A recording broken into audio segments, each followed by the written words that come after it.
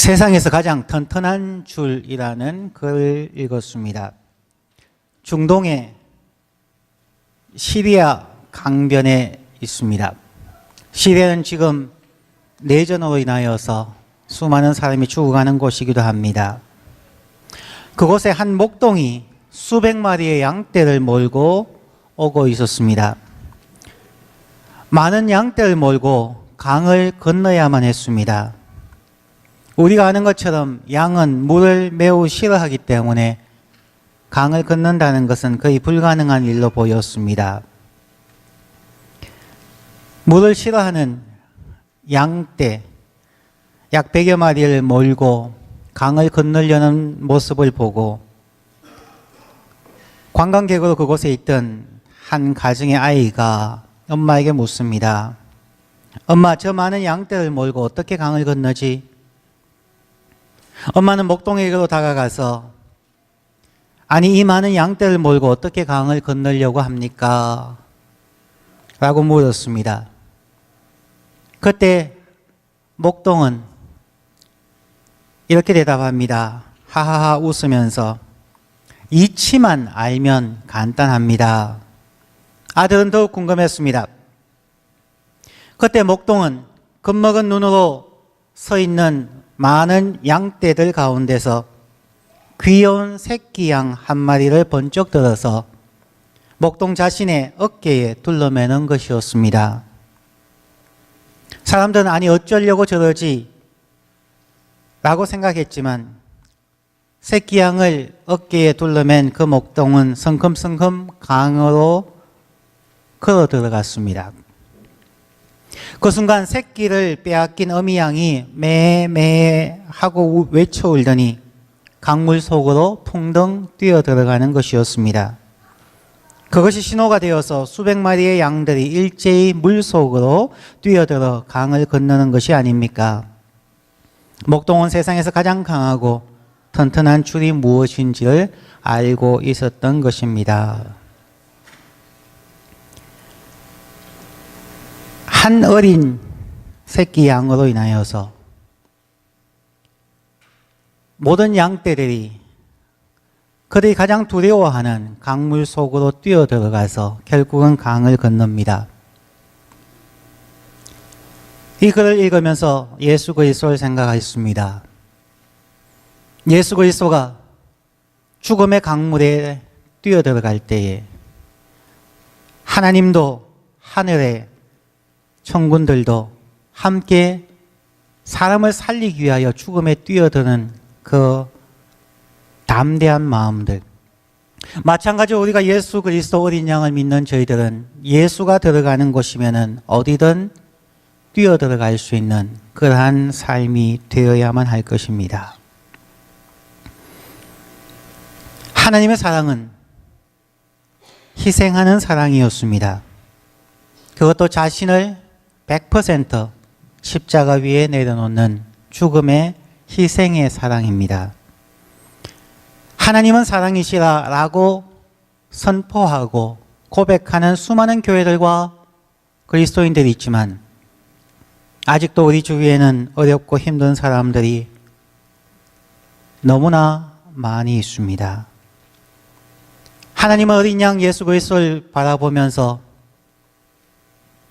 같은 강물 속으로, 죽음 속으로, 고생 속으로, 고통 속으로 뛰어드셨건만 오늘날 우리의 삶은, 우리의 교회는 여러분과 저는 얼마나 하나님의 사랑에 보답하기 위하여, 하나님의 사랑을 실천하기 위하여 우리는 우리 자신을 희생하고 있는지 한번 생각해 보아야만 할 것입니다. 교회는 하나님의 집인 동시에 예수 그리스도의 피, 보혈로 하나 된 하나님의 가족입니다. 피는 물보다 진하다는 말을 아실 것입니다. 오늘날 교회당을 성전이라고 하지는 않습니다. 건물이 하나님의 성전이 아니라 예수 그리스도의 보혈로 죄 씻음을 받고 예수님의 피로 하나님과 가족이 되었음을 고백하는 사람들의 모임이 진정한 하나님의 성전입니다. 그러나 하나님의 백성들이 모이는 건물도 물론 필요합니다. 그리고 한두 가정이 아닌 많은 숫자의 성도들이 모일 수 있는 장소, 건물은 필요합니다. 중요한 것은 우리의 모임 속에 어린 양이 있는가, 어린 양의 보혈이 있는가 하는 것입니다. 그리고 모이기를 힘쓰는가 하는 것입니다. 히브리서 10장 24절 25절 말씀에서 서로 돌아보아 사랑과 선행을 격려하며 모이기를 피하는 어떤 사람들의 습관과 같이 하지 말고 오직 권하여 그날이 가까움을 볼수록 더욱 그리하자. 우리의 시대가 분주하여지고 힘들어질 때일수록 예수님의 보혈을 믿음으로 하나님의 백성이 된 성도들은 더욱 모이기를 힘써야만 합니다. 사람들은 각자 여러 가지 사정으로 바빠져서 교회에 모이는 것을 주저합니다. 바쁜 생활 가운데 사람들은 인터넷을 통하여서 예배를 드리거나 혹은 설교를 듣고 신앙생활을 하고 있다고 생각하기도 합니다. 그러나 성경은 분명히 모이기를 힘쓰라고 말합니다. 왜냐하면 신앙생활은 하나님을 믿고 예배할 뿐만 아니라 하나님의 삶을 본받기 위함입니다. 지난주에도 말씀드린 것처럼 예수 그리스도의 삶은 우리에게 본을 보이기 위한 삶이기도 하셨기 때문입니다. 하나님의 삶 중에서 삼위일체 교리가 있습니다.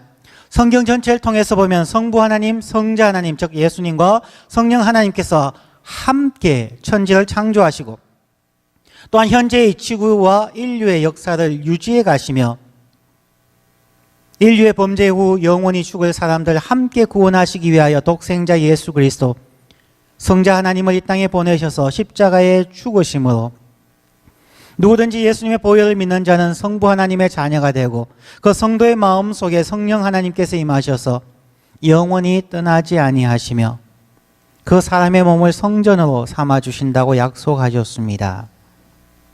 삼위일체 하나님은 항상 함께 모이시며 서로를 존중하시고 서로의 말, 약속에 충실하며 때로는 서로의 말씀에 순종과 경청을 하였습니다. 우리가 삼위일체 하나님을 믿는다는 것은 바로 그러한 성부, 성자, 성령 하나님의 공동체의 삶을 본받는 삶이어야 합니다. 그러면 우리가 삼위일체 하나님을 믿는 자라면 함께 모이기를 힘써야만 합니다. 그리고 서로를 존중하며 서로를 위하여 희생하며 섬길 수 있어야 합니다. 삼위일체 하나님과 만날 뿐 아니라 예수 그리스도를 믿는 다른 성도들도 함께 모여 서로를 존중하며 약속을 지키는 훈련을 하여야만 합니다. 이러한 삼위일체의 공동체, 하나님의 커뮤니티를 위하여서 우리는 모이기를 힘써야만 합니다. 그러므로 모이기를 힘쓰지 않는 자들은 삼위일체 하나님을 섬긴다고 믿는다고 고백하기에는 너무나 부족함이 많습니다. 그리고 오늘날 그 모임의 장소는 여러 곳, 가정, 직장, 사회도 있지만 공식적으로 우리가 모이는 곳은 예배당입니다. 오늘 이 말씀은 2013년을 끝마치고 2014년을 시작하면서 2014년 우리의 교회의 목표이기도 하고 우리가 바라보아야 할 그러한 말씀으로서 오늘 본문을 선택했습니다. 2013년에는 우리 은혜교회 성도님들이 예배당에 모이기를 힘쓰는 한 해가 되었으면 좋겠습니다. 오늘 본문 말씀 시편 84편 1절부터 4절 말씀을 짧게 묵상해 봅니다. 1절 말씀에 만군의 여호와여 주의 장막이 어찌 그리 사랑스러운지요. 만군의 여호와 하나님, 주님이 거하시는 곳이 얼마나 아름다운지요. 즉 어떤 성전이나 어떤 고정된 장소를 말하지 아니하시고 단순히 하나님이 거하시는 곳, your dwelling place라고 고백합니다. 그곳은 예수님이 계시는 모든 곳이고 더 나아가서 성도들이 모이는 곳, 우리의 가슴, 우리의 가정뿐만 아니라 바로 예배당입니다. 주의 장막 예배당이 아름다운 이유는 하나님이 그곳에 거하시기 때문입니다. 하나님이 거하지 않는 성도의 마음, 하나님이 거하지 않는 예배당, 하나님이 거하지 아니하는 어떤 기독교의 단체는 정말 무의미합니다. 우리가 2014년 모이기를 힘쓰는 예배당은 바로 하나님을 중심하는 곳이어야 합니다. 그리고 우리의 마음이어야 합니다. 하나님께서 우리 마음 속에 거하기 위하여, 우리들 가운데 거하시기 위하여 독생자로 태어나신 날이 바로 성탄절 크리스마스입니다. 우리는 아직 성탄절 기간 안에 있습니다. 우리의 마음에 다시 한번 예수 그리스도의 탄생을 축하하며 우리의 마음에 주인으로, 주님으로 거하실 수 있도록 믿음 생활을 열심히 하여야만 합니다. 그리고 우리의 마음에 주인으로 계신 예수님을 믿고 순종하는 우리들이 모이기에 열심을 내어야만 합니다. 1절 말씀처럼 정말 우리는 주님이 거하시는 그 장소를 사모하고 사랑하고 있는가? 내 마음이 주님이 거하시는 곳이 될 수 있도록 날마다 회개하며 정결케 하며 우리가 모이는 곳에 예수님이 거할 수 있도록 우리는 서로를 존중하며 섬기는지를 의식하며 돌이켜보아야 할 것입니다. 2절 말씀에서는 내 영혼이 여호와의 궁정을 사모하여 쇠약하며 내 마음과 육체가 생존하시는 하나님께 부르짖나이다. 2013년은 하나님의 장막 예배당에 모여서 본문처럼 내 마음과 육체가 생존하시는 하나님께 부르짖는 한 해가 되기를 원합니다. 우리의 마음만이 아니고 우리의 육체만 거하는 것이 아니라 우리의 마음과 육신 모든 것이 지금도 생존하시고 우리 가운데 함께 계시는 임마누엘의 하나님, 그 하나님을 위하여서 간절히 부르짖는 예배, 부르짖는 삶이기를 원합니다. 너희는 나를 찾고 찾아라, 부르고 부르짖어라. 그리하면 나를 만날 수 있을 것이고 내가 너희에게 응답할 것이라고 얘기합니다. 과연 우리가 하나님을 만나기 위하여 하나님이 아니 계신다, 기도에 응답하지 않는다가 아니라 우리는 얼마나 우리의 마음과 육체가 생존하시는 하나님을 향하여서 울부짖는, cry out 하는 그러한 삶을 살고 있습니까? 바울은 로마서 8장에서 우리 안에 계시는 성령님께서 말할 수 없는 탄식으로 groaning 하면서 우리를 위하여 기도한다고 말씀합니다. 하나님은 우리를 위하여서 울부짖지만 우리 그리스도인들은 하나님을 향하여 마음과 몸을 다하여 울부짖지 못하기에 우리와 하나님 사이에 장벽이 있는 것은 아닐까요? 우리의 마음과 육체가 간절히 사모하는 예배당, 은혜교회의 예배가 되기를 간절히 원합니다. 3절 말씀입니다. 나의 왕, 나의 하나님, 만군의 여호와여, 주의 제단에서 참새도 제집을 얻고 제비도 새끼둘 보금자리를 얻었나이다. 시편 저자는 분명하게 고백합니다. 나의 왕, 나의 하나님, 만군의 여호와여. 우리는 성탄절로 기뻐하는 이 예수 그리스도 혹은 성부, 성자, 성령 하나님을 누구라고 고백합니까? 우리의 일상의 삶 속에서 특별히 예배당에 나와서 우리는 이 삼위일체 하나님을 누구라고 고백합니까? 진심으로 나의 왕, 나의 하나님, 만군의 여호와라고 고백하십니까? 그 말은 다시 말하면 우리는 하나님의 백성이요, 하나님의 신하이며 하나님의 사명을 감당하는 청지기처럼 생각하고 행동하며 순종해야 한다는 것입니다. 우리가 진정 나의 왕, 나의 하나님, 만군의 여호와라고 얘기할 때 우리의 생각이 바뀔 수밖에 없고 삶이 바뀔 수밖에 없으며 이웃을 향한 우리의 자세가 바뀔 수밖에 없습니다. 우리의 속마음이 바뀌지 않기에, 우리의 상처가 아직 치유받지 않았기에, 아직도 우리의 삶에 집착해 있기에 우리는 하나님을 나의 왕, 나의 하나님 만군의 여호와라고 고백하지 못하는, 어쩌면 의미 없는 중언부언의 되뇌임에 그치는 경우가 많습니다. 2014년은 하나님을 나의 왕, 나의 하나님, 나의 하나님일 뿐만 아니라 만군의 여호와라고 분명히 고백하며 살아가는 한 해이기를 간절히 원합니다. 하나님을 왕으로 모시고 그 한 하나님을 왕으로 모시고 함께 모이기를 힘쓰며 열심히 살아가는 우리 모두이기를 원합니다. 4절입니다. 주의 집에 거하는 자가 복이 있나이다. 저희가 항상 주를 찬송하리이다. 하나님의 집에 거하는 자, 하나님과 동행하는 자에게 복이 있음을 말합니다. 영어 성경에 Blessed are those who dwell in your house.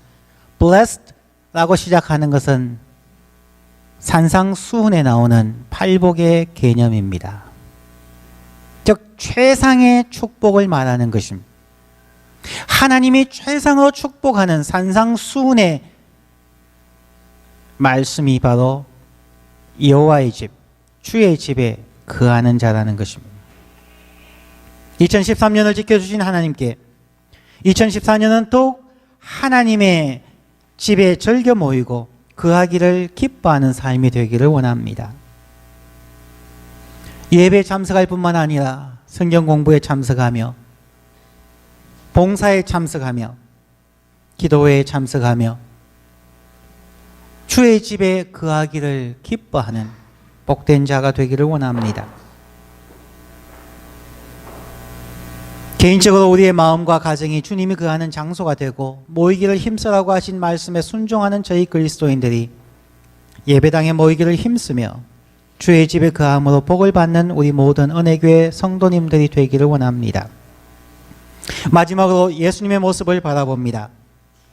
예수님께서 12살이었을 때 유월절을 지키러 예루살렘에 가셨다가 가족들이 집으로 돌아가는 길에 아들 예수가 함께 하지 않는 것을 보고 12살의 예수를 찾으러 부모님들이 예루살렘으로 돌아가는 장면입니다. 누가복음 2장 45절부터 49절 말씀입니다. 만나지 못하며 찾으면서 예루살렘에 돌아갔더니 사흘 후에 성전에서 만난 적 그가 선생들 중에 앉아서 저에게 듣기도 하시며 묻기도 하시니 듣는 자가 다 그 지혜와 대답을 기이 여기더라. 그 부모가 보고 놀라며 그 모치는 가로되 아이야 어찌하여 우리에게 이렇게 하였느냐 보라 너의 아버지와 내가 근심하여 너를 찾았노라. 예수께서 가라사대 어찌하여 나를 찾으셨나이까 내가 내 아버지 집에 있어야 될 줄을 알지 못하셨나이까 하시니 12살의 예수 그리스도의 고백입니다. 내가 내 아버지의 집에 있어야 될 줄 알지 못합니까? 시편 23편 6절에서도 우리가 잘 아는 선한 목자를 향한 우리의 삶의 마지막이 여호와의 집에 영원히 거한다는 고백입니다.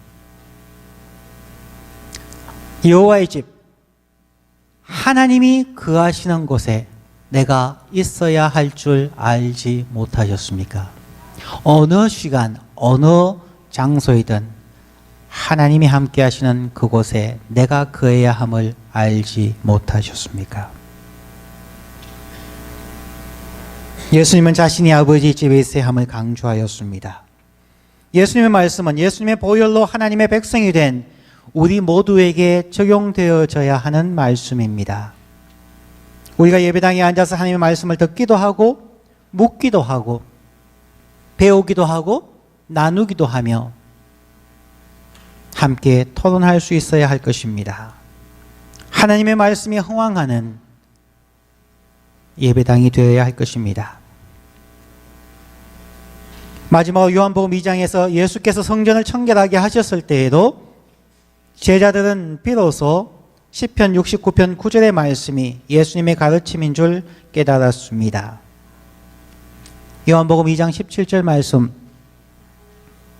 성전을 청결케 하고 난 후에 고백입니다. 제자들이 성경 말씀에 주의 전을 사모하는 열심이 나를 삼키리라 한 것을 기억하더라. 주의 전을 사모하는 열심이 2014년 저와 여러분을 삼킬 수 있기를 원합니다.